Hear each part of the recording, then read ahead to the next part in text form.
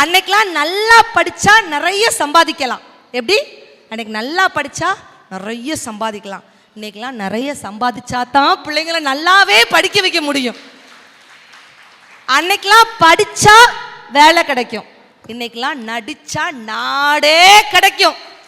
What bro, it's very wrong bro.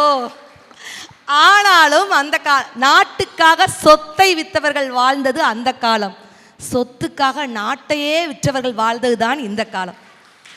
காசை தண்ணியா செலவு பண்ணா அது அந்த காலம், காசை தண்ணிக்காக மட்டுமே செலவு பண்ணா அதுதான் இந்த காலம். சாமியை வணங்குனா அது அந்த காலம், சாமியாரையே வணங்குனா அதுதான் இந்த காலம்.